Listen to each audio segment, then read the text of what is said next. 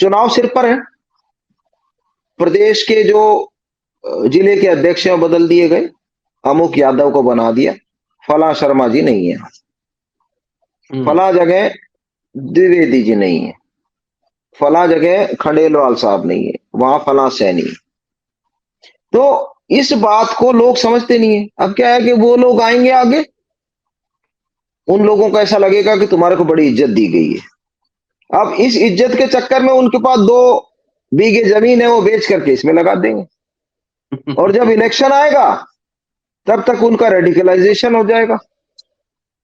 तो बस वो फिर उनको यही करना है, हर हर गंगे, हर हर गंगे, और कुछ नहीं। यादव और गाय दोनों एक दूसरे के पूरक हैं, क्योंकि भगवान कृष्ण जो है गाय चराते थे, उसमें कहीं नहीं लिखा हुआ कि भैंस चराते थे, क्योंकि उस समय भैंस होती नहीं थी यहाँ पे। भैंस तो अफ्रीका से, वहां से आई है। तो इस वजह से पहले उसकी सॉफ्टनेस को हार्डनेस किया, और हार्डनेस के बाद उसको उनको रेडिकलाइज कर दिया गया है। अगर इंटेलिजेंस का उनके पास एक नए पैसे की खबर नहीं है, तो ये हमारी होम मिनिस्ट्री की भी फेल्योर है, हमारे जो राज्य की सरकार है उसका भी फेल्योर है। इस बार जो दंगा हुआ है 2021 में, आप देखेंगे कि उसमें जितने भी लोगों के नाम आए हैं, जिन लोगों को भी चोट लगी है, चाहे वो हिंदू थे, बजरंग दल के आदमी थे, या किसी तरह से कोई कोलेटरल डैमेज किसी को हुआ है, वो सब लोग कोई जींद से है, कोई रोहतक से है, कोई रेवाड़ी से है, कोई सोनीपत से है, कोई पानीपत से है।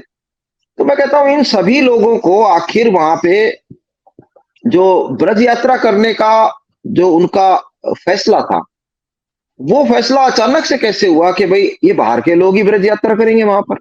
मैंने मेरी जिंदगी में ये महसूस किया है कि अगर धार्मिक सद्भाव और जातीय सद्भाव अगर किसी में है, तो वो क्रिमिनल्स में है। अच्छा। वहां जो हाँ, ये बड़ी अद्भुत सी बात है कि अगर कोई डकैती का केस है, तो उसमें आपको 3 मुसलमान मिलेंगे और 2 हिंदू मिलेंगे, और हिंदू भी ब्राह्मण भी मिल सकता है आपको।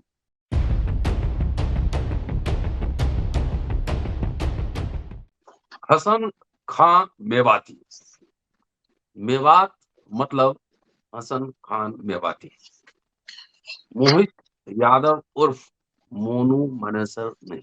आजकल मेवात रीजन, नू इलाका मोनू मनेसर के नाम से चर्चित है, लेकिन हम लोग इतिहास में हसन खां मेवाती के नाम से उस एरिया को जानते हैं। हसन खां मेवाती के बारे में एक लाइन बता देता हूँ। बाबर के खिलाफ राजपूतों के साथ मिलकर लड़ने वाले योद्धा हसन खां मेवाती। नूह में क्या हुआ है घटनाक्रम ये सब जानते हैं। बुलडोजर वहां चल रहा है, किस तरह से किनके घरों पे बुलडोजर चल रहा है ये आपने पढ़ा ही होगा। क्या नूह कांड का कोई पाकिस्तानी कनेक्शन है, या वहां पर कुछ दक्षिणपंथी राजनीति के लोग उसको उकसाने में शामिल थे उस दंगे को?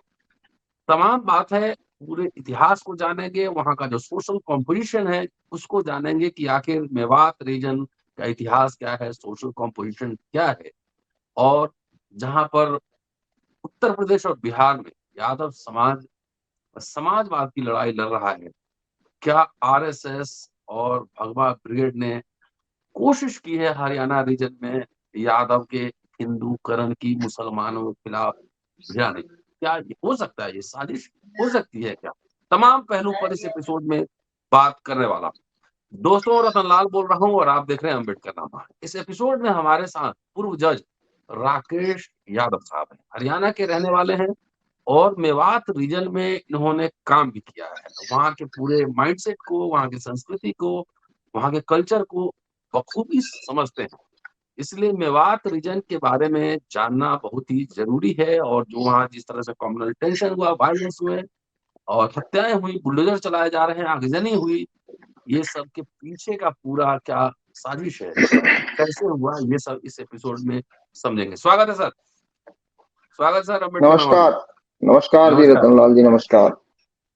जी। आपका लंबा अनुभव है हरियाणा में काम करने का, खासतौर से मेवात रीजन में भी आपने काम किया है। ये जो घटनाक्रम जो चल रहा है कई दिनों से, कैसे देख रहे हैं सर? जी रतनलाल जी, सबसे पहले तो इसका ये देखें कि मेवात रीजन है क्या। जी। मेवात रीजन में तकरीबन 1200 गांव आते हैं, जिनमें छोटे शहर भी मान सकते हैं आप। तो उसमें तकरीबन 600 जो गांव हैं वो हरियाणा में, और बाकी के 600 गांव वो राजस्थान में और कुछ यूपी में भी है। जी। इस सारे रीजन को मिल करके जब हम कहते हैं तो इसे मेवात रीजन कहते हैं। जहां तक हमारे हरियाणा के मेवात रीजन का सवाल है, उसके बारे में बहुत से नेताओं ने ये वक्तव्य भी जारी किया कि यहाँ पर जो लोग मेव लोग जो रहते हैं, कि मेव का क्या मुसलमान, हम्म। ये शब्द जो है बहुत मायने रखते हैं। क्या है कि यहाँ पर जो कन्वर्शन हुआ वो ज्यादातर गुज्जर, जाट, अहीर और जो हम्म। मीनाज जो कम्युनिटी थी जो इस इलाके की, उनका कन्वर्शन हुआ। तो हाँ। उसमें ज्यादातर लोग जो थे वो राजपूत कम्युनिटी से ये मुस्लिम धर्म उन्होंने अपनाया। धर्म के बारे में और हमारी रीति रिवाज के बारे में जब आप देखेंगे तभी पता लगेगा हमारे को कि इस रीजन में क्या होता है। जी। जहां तक रीति और रिवाज, कस्टम्स और रिचुअल जिनको कहते हैं, वो अगर आप जाकर देखेंगे मेवात रीजन में, तो वो वही के वही कस्टम्स है, वही के वही रिचुअल्स हैं जो हिंदुओं में है। वहां के लोग कहने भर को मुसलमान हैं। उनकी शादी होगी तो जरूर बात है कि भाई निकाह होगा, जिस तरह से मुस्लिम धर्म में निकाह होता है, पर उसको छोड़ करके बाकी जितने के जितने जो कस्टम होते हैं, जो रिवाज है, उनके हिसाब से वही गीत है, उनके वही गाने हैं, वही भगवान कृष्ण के बारे में बात करते हैं। और भात है, छूचक है, उनमें जो गीत गाए जाते हैं वो आज भी वही गाए जाते हैं जो आज से 600 साल, 500 साल, 400 साल पहले गाए जाते थे। अब मेवात जी। में कन्वर्शन होने का एक सबसे बड़ा कारण ये था कि मेवात रीजन में कमाई का कोई जरिया किसी समय नहीं था। आज से सैकड़ों साल पहले, जिस समय औरंगजेब का राज्य था, उस समय इनके पास कोई कमाई का जरिया नहीं था। तो वो कमाई का जरिया करने का इनका जो सबसे बड़ा साधन था वो था क्रिमिनलाइजेशन ऑफ देयर प्रोफेशन। तो उनके ओके। जो भी प्रोफेशंस हुए वो एक तरह से क्राइम के प्रोफेशन थे। तो क्राइम के प्रोफेशन में जब स्टेट ने अगर किसी को प्रोटेक्शन दे दी, अगर आप डकैती करके आए हैं, आपको ऊपर राजा या जो भी शासक है वो अगर आपको थोड़ा सा प्रोटेक्शन दे दे, तो आपको जिंदगी को जीने में बड़ी सुविधा हो जाती। और हम्म। यहाँ पे सबसे बड़ा कन्वर्शन का कारण यही हुआ। ये कहना कि औरंगजेब ने जबरदस्ती करके उनको मुसलमान बना दिया बिल्कुल गलत है। वहां की आप रेवेन्यू रिकॉर्ड को देखिए, वहां की जमाबंदियों को देखिए, जो रेवेन्यू रिकॉर्ड बनता है हरियाणा में, तो उसमें आज भी उनकी जो तीसरी पीढ़ी है, क्योंकि जो रेवेन्यू रिकॉर्ड है उसमें 3 पीढ़ियों तक का जिक्र आता है, A son of B, son of सी।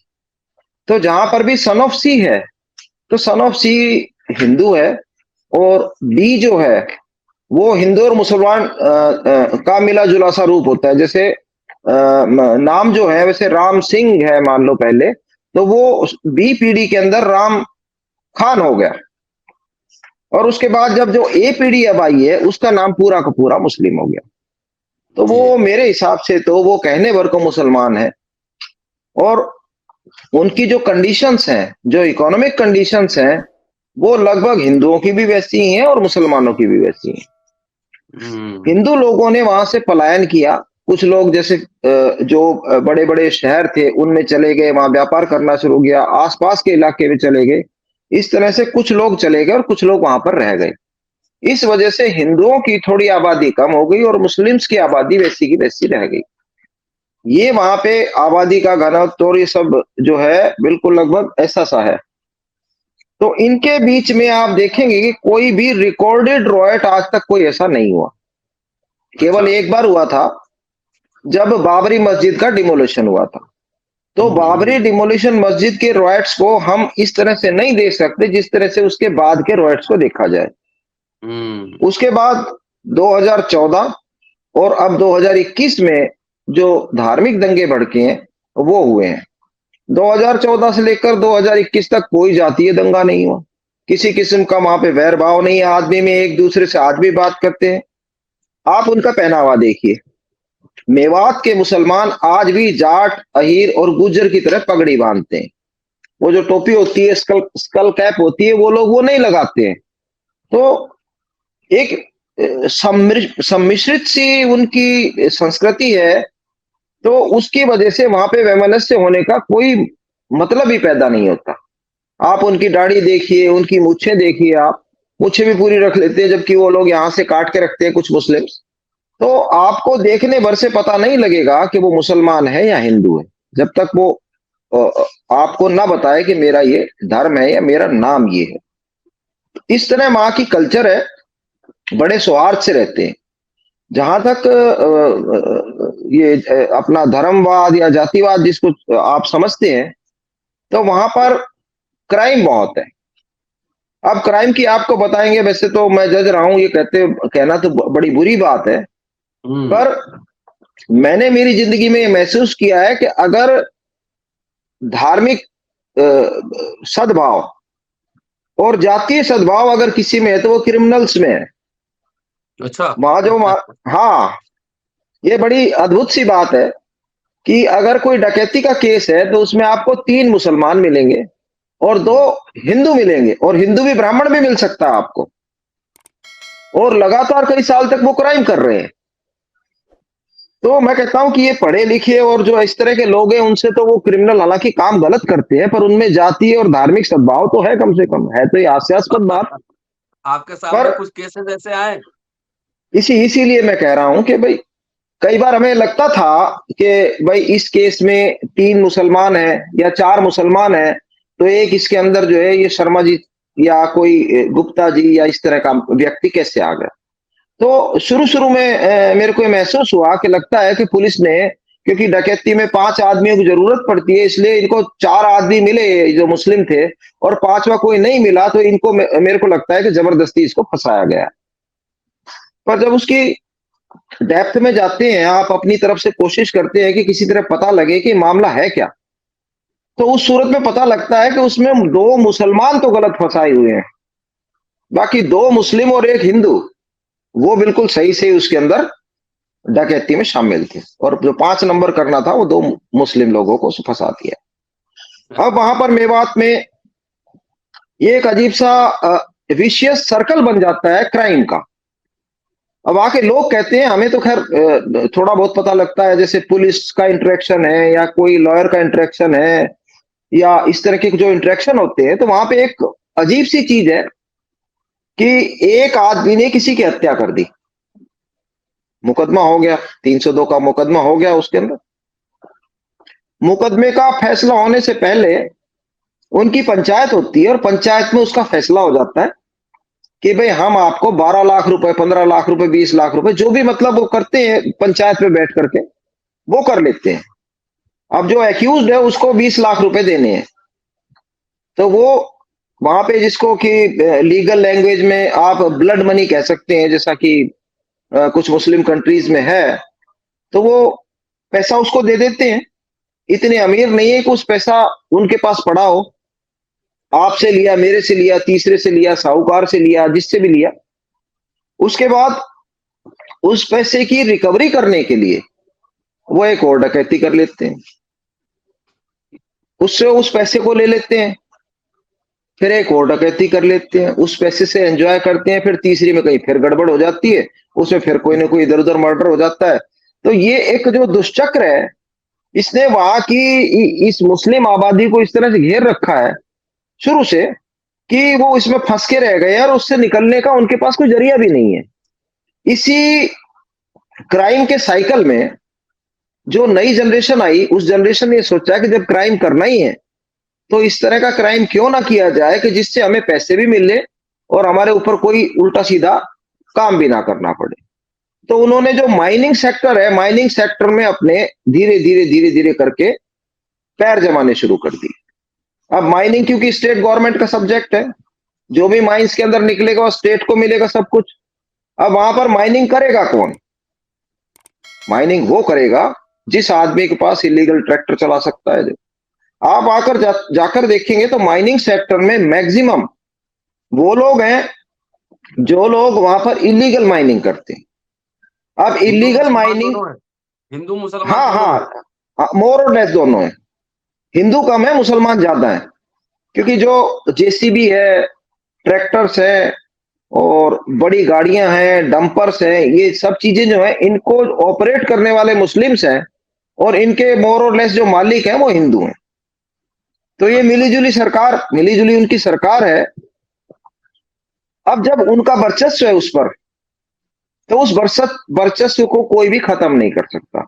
इसलिए इस वजह से उनमें बड़े हार्मोनियस रिलेशंस हैं और ऐसा यहाँ नहीं है, बहुत सारी सिटीज में है। आप देखेंगे जयपुर है, जयपुर में सारा का सारा व्यापार जौहरियों के पास है, हीरे पन्ने का, नीलम का जो भी होता है, और उसके जितने भी कारीगर हैं आपको सारे मुस्लिम्स मिलेंगे। तो उनमें बहुत अच्छा सौहार्द है, बहुत अच्छा काम चल रहा है उनका, क्योंकि इकोनॉमिक जो डिपेंडेंस है दोनों के ऊपर वो बहुत हद तक है। तो लोकल लोग कभी भी किसी भी प्रकार का दंगा नहीं करना चाहते, और लोकल लोगों के बीच में बाबरी मस्जिद के बाद कभी ऐसा दंगा नहीं हुआ जिसमें वहां के जो जो लोकल लोग हैं उन्होंने आपस में एक दूसरे के खून के प्यासे हो गए हो, किसी दुकान जला दी हो, किसी के साथ और कुछ कर दिया हो, ऐसा कभी नहीं हुआ। इस बार जो दंगा हुआ है 2021 में, आप देखेंगे कि उसमें जितने भी लोगों के नाम आए हैं, जिन लोगों को भी चोट लगी है, चाहे वो हिंदू थे, बजरंग दल के आदमी थे, या किसी तरह से कोई कोलेटरल डैमेज किसी को हुआ है, वो सब लोग कोई जींद से है, कोई रोहतक से है, कोई रेवाड़ी से है, कोई सोनीपत से है, कोई पानीपत से है।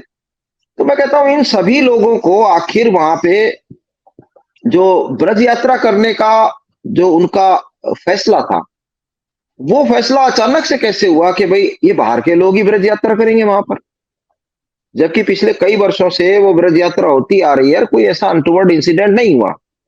उनके यहाँ एक, आपको कहूं वैसे शब्द तो भाट भाट बोलते हैं जिनको, जो लोग जी किसी की भी वंशावली के बारे में बताते हैं, देवताओं के बारे में बताते हैं, भाट, हाँ भाट।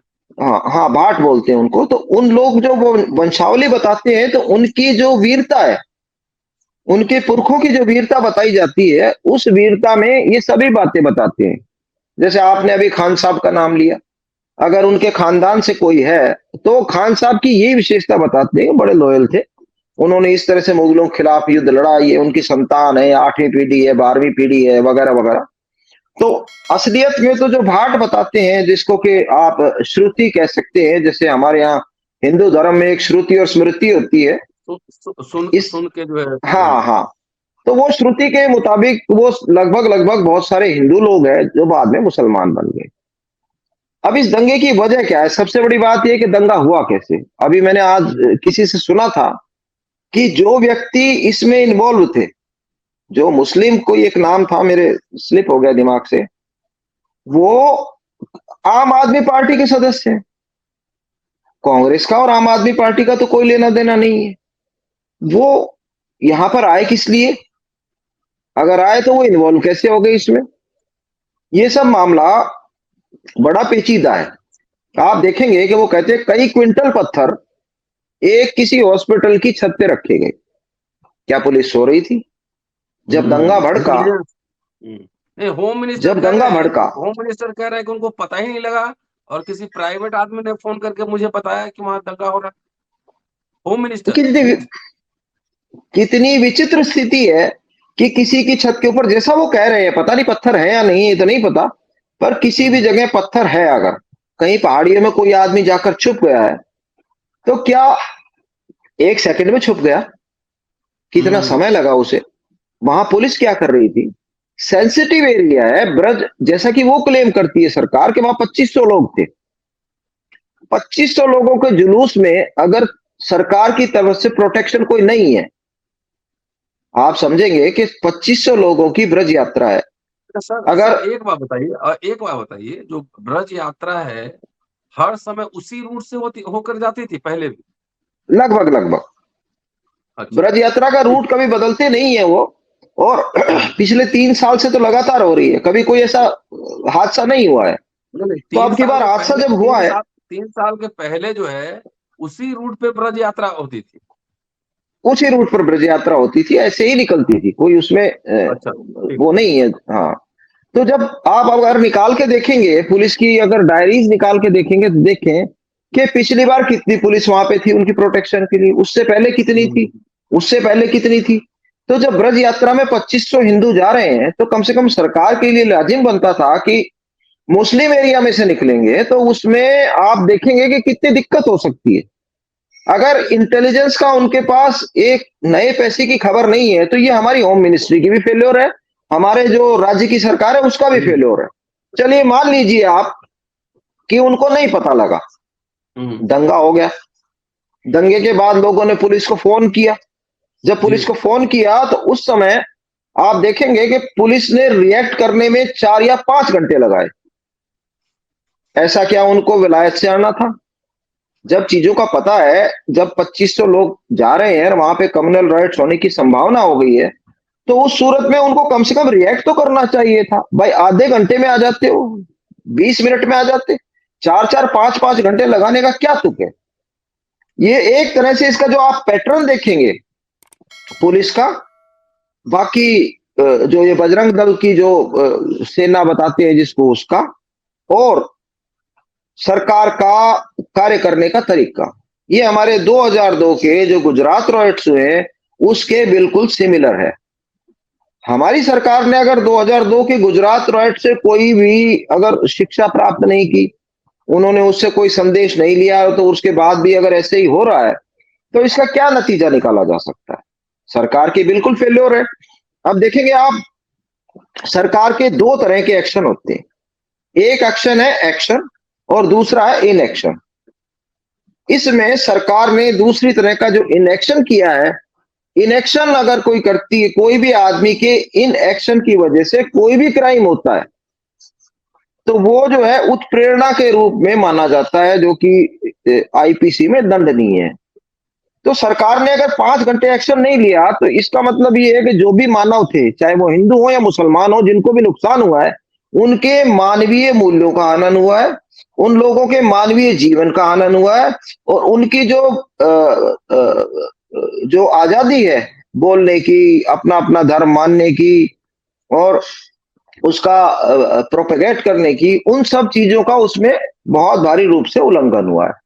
तो इस वजह से इसमें सरकार जो है बिल्कुल नाकाम रही है, और सरकार नाकाम तो रही रही है। आप एक चीज और देखेंगे कि सरकार ने एक और स्टेटमेंट दे दी, उन्होंने कह दिया कि भाई हमारी तो 2.5 करोड़ जनता है, 2.5 करोड़ जनता, हमारे पास तो पुलिस वाले 16,000 है कि 15,000 है या 60,000 है, और हमारे एक आदमी को प्रोटेक्शन नहीं दे सकते।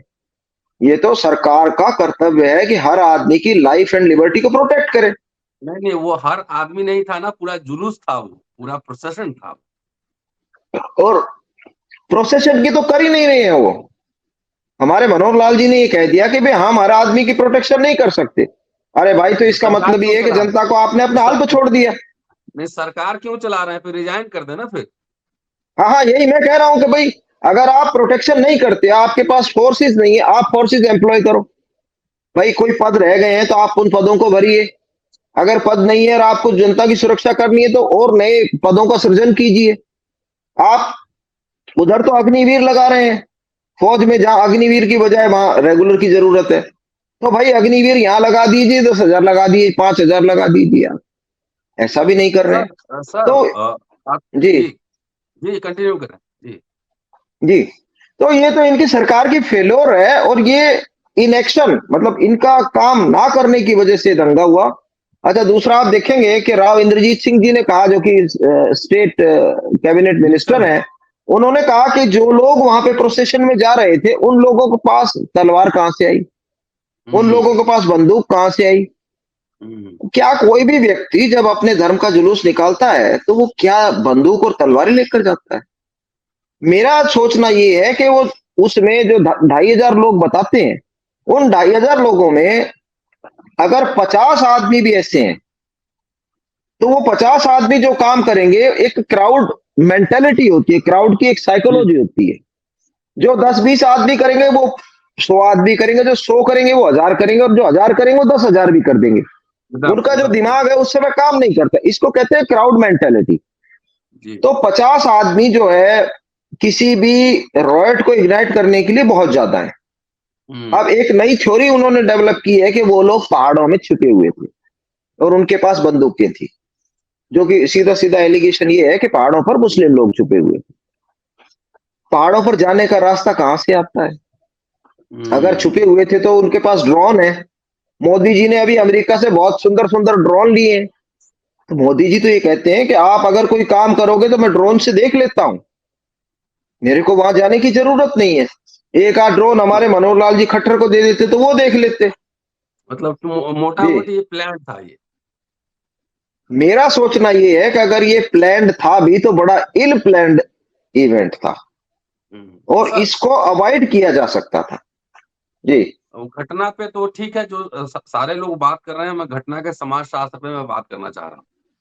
अगर आपको अगर समझें या जो हमने पढ़ा है उसको समझे, मेवात रीजन एक तरह का वॉरियर क्लैन का रीजन है, लड़ाका लोग रहते हैं, चाहे हिंदू हो चाहे मुसलमान हो, हम्म, और एक बहुत ही सेंसिटिव जोन है। उसको हैंडल करने के लिए एक तत्परता की जरूरत है, पूरा इंटेलिजेंस सिस्टम की जरूरत है। मुझे लगता है कि इसमें सरकार फेल हो गई, ऐसा है जी, प्राइमा फेसी। जी, बिल्कुल, बिल्कुल फेल है, बिल्कुल फेल है। आजकल बुलडोजर बहुत चर्चा में है। एज ए जज, आप तो चूंकि जज के चेयर पे बैठे हैं, क्या ये बुलडोजर की संस्कृति है? क्या कुछ ही घर पहचानती है, कुछ ही लोग को पहचानते हैं कानून? ऐसा है सर, आप देखेंगे कि व्यक्ति किसी भी जाति, किसी भी समुदाय का हो, जब भारत में संविधान बना है, संविधान के द्वारा प्रदत्त शक्तियां हैं लोगों के पास, उनका प्रयोग करके जब आपको अगर न्याय मिल सकता है, तो ये बुलडोजर चलाने की प्रकृति जो है, इसकी संस्कृति किस कानून में है, मेरी समझ से बाहर है। केवल हम्म, बुलडोजर तभी चलाया जा सकता है जब किसी व्यक्ति ने सरकार की भूमि के ऊपर नाजायज कब्जा कर लिया हो और उसके ऊपर कई दिनों से काबिज हो। अब ये भी देखना पड़ता है कि अगर व्यक्ति कोई नाजायज रूप से काबिज है किसी सरकारी संपत्ति पे, किसी पंचायत की संपत्ति पे, तो कम से कम आपको उसको पंचायती राज एक्ट में, पब्लिक प्रेमिसेस एक्ट जो बने हुए हैं उनमें, या म्युनिसिपल एक्ट में, किसी में आप नोटिस तो देंगे ना।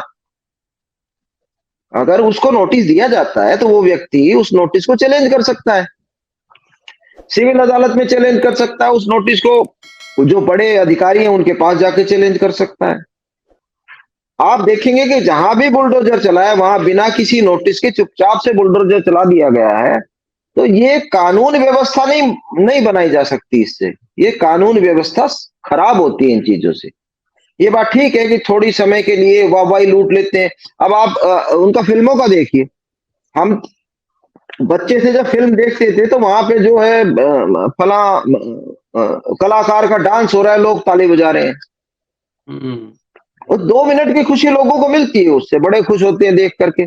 पर अल्टीमेटली उसका असर तो किसी भी मानव के जीवन पे बुरा ही पड़ता है। आप देखेंगे कि आज एक आदमी के खिलाफ कर रहे हैं, कल दूसरे के खिलाफ करेंगे, परसों तीसरे के खिलाफ करेंगे। अच्छा, कभी कभी ये क्या करते हैं कि एक समुदाय के 9 लोगों के खिलाफ कर दिया और उसको जस्टिफाई करने के लिए दूसरे समुदाय के एक आदमी पे कर दिया, और वो भी नाजायज कर दिया। ऐसा इन्होंने दिल्ली में भी किया था। भाई, गुप्ता जी का खोखा सिर्फ इसलिए तोड़ा गया क्योंकि वहां पे 9 मुसलमानों के खोखे तोड़ने थे। तो अगर गुप्ता जी, जिन्होंने म्युनिसिपल कमेटी से लाइसेंस ले रखा है, जो लाइसेंस फीस भरते हैं, जिन्होंने टोकन कटा रखे हैं, उनका भी ढा दिया वहां पर, कि अगर गुप्ता जी का नहीं ढाएंगे तो फिर ये कहेंगे कि भाई खाली मुसलमानों का। अरे भाई, यही बहुत है कि आप अगर गलत काम कर रहे हैं तो मुसलमानों पे करे तो भाई वहीं छोड़ दो तुम उसको। कम से कम बेचारे गुप्ता जी जो है उस लपेटे में ना आए। तो ये बिल्कुल नाजायज है और इससे मैं तो इसको जंगल राज और जंगल कानून मानता हूं। लोग बड़े प्रसन्न होते हैं इस चीज से, बस उनकी प्रसन्नता को कायम रखने के लिए, जो एक विशेष रूप से जो एक भारतीय जनता पार्टी के जो वोटर हैं, उनको खुश रखने के लिए, और वो वहां पर बने रहे, इस चीज को कायम रखने के लिए ये सिर्फ बुलडोजर प्रकृति आई है। जी, सर एक आखिरी सवाल। थोड़ा बहुत जानकारी हरियाणा के बारे में मुझे भी है, और चूंकि आप हरियाणा में पूरी जीवन आपका बीता है, वहीं आपने नौकरी की है, वहीं रहते हैं। जाट से जब वोट लेना था तो जाट हिंदू थे, पूरे लड़ाका था हिंदुत्व के। जब महिला पहलवानों ने जब प्रदर्शन किया तो कहा गया कि जाट हैं। उसी तरीके से क्या हरियाणा में आरएसएस, बजरंग दल, बीजेपी यादव समाज का हिंदूकरण करने में सफल रही है क्या? क्योंकि मोहित यादव उर्फ मोनू मनसर पोस्टर बॉय है, पुलिस के साथ मिलके, उनका फोटो बहुत वायरल है कि गौ रक्षा दल चलाते हैं पुलिस के साथ मिलके, पुलिस ने उनको सम्मानित भी किया है। ये क्या मामला है? बिहार उत्तर प्रदेश के यादव समाजवाद के लिए लड़ रहे हैं, और जो कि राव तुला राम की धरती है हरियाणा, वहां पे क्या ये राइट विंग पॉलिटिक्स यादव समाज को अब तो जाट समझने लगे हैं कि मामला क्या है। क्या पूरा हिंदुआइजेशन और वायलेंट हिंदुआइजेशन, हिंदू बने रही उसमें मुझे कोई दिक्कत नहीं है, पूरा वायलेंट हिंदुआइजेशन करने में सफल नहीं है। एक बिल्कुल। अदालत तो नहीं है कि जी जी देखिए, आप किस तरह से इंडोक्ट्रिनेशन किया जाता है किसी का भी इंडोक्ट्रिनेशन करने के लिए सबसे बढ़िया जो सॉफ्ट इश्यू है, वो है गाय। गाय भगवान कृष्ण से संबंधित है। भगवान कृष्ण जो है यादवों से संबंधित है। तो जब गाय के बारे में बात करते हैं तो कृष्ण के बारे में बात करते हैं, कृष्ण के बारे में बात करते हैं तो यादव के बारे में बात करते हैं। आप इसको इस तरह से लीजिए कि यादव और गाय दोनों एक दूसरे के पूरक हैं, क्योंकि भगवान कृष्ण जो है गाय चराते थे। उसमें कहीं नहीं लिखा हुआ कि भैंस चराते थे, क्योंकि उस समय भैंस होती नहीं थी यहाँ पे। भैंस तो अफ्रीका से वहां से आई है। तो इस वजह से पहले उसकी सॉफ्टनेस को हार्डनेस किया, और हार्डनेस के बाद उसको उनको रेडिकलाइज कर दिया गया है। इस बात को अब यादव समाज समझ गया है, और नहीं समझता तो मैं तो कहता हूं उनकी मूर्खता है, नहीं समझेंगे। आप देखेंगे कि जब भारतीय जनता पार्टी या आरएसएस जब पावर में आ जाती है और उनको लगता है कि अब हम पावर में हैं, उस समय इनका कोई भी किसी भी संगठन का, अनुषांगिक संगठन का, इनका मुखिया कोई यादव, जाट, गुजर, सैनी, महार, ये नहीं होता है। उस समय इनके अपने लोग होते हैं और वो लगातार चलते रहते हैं। अब हरियाणा में जो तब्दीली की गई उसमें मैं बाकी जगह का तो नहीं जानता, पर मेरे जो आसपास के इलाके हैं उन इलाकों में अब इन्होंने यादवों को ये शो करने के लिए कि भाई हम आपके बहुत हितैषी हैं,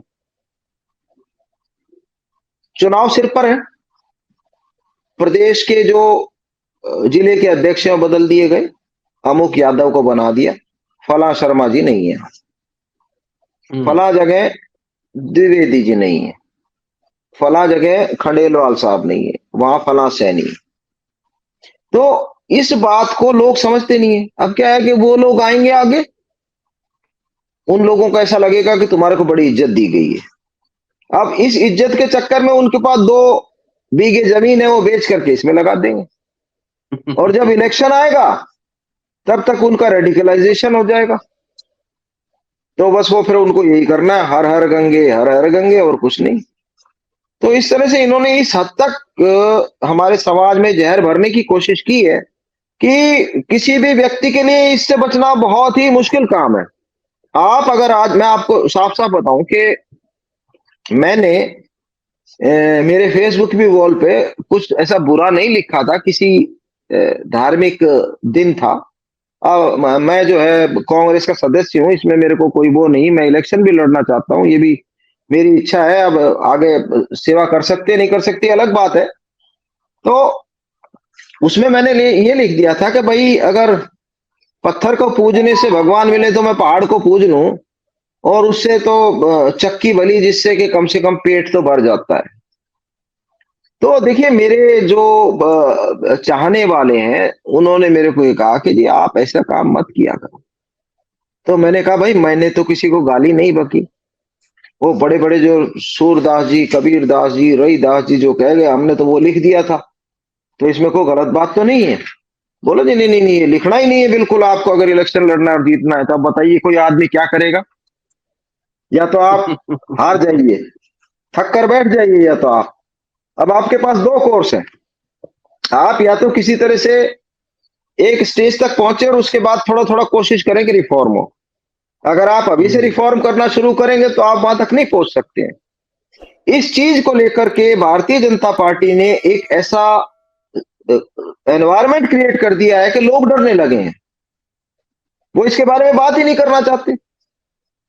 उनको लगता है कि अगर ऐसे बोलेंगे, चाहे भले कोई सी पार्टी हो, किसी भी पार्टी में इतनी हिम्मत नहीं रही। अब थोड़ा सा राहुल गांधी जी ने 2-4 बार तो कोशिश की है, बाकी अब इतना मुश्किल हो गया है काम, इनसे तो लड़ना महाभारत मानता हूं, मैं तो महाभारत मानता हूं जी।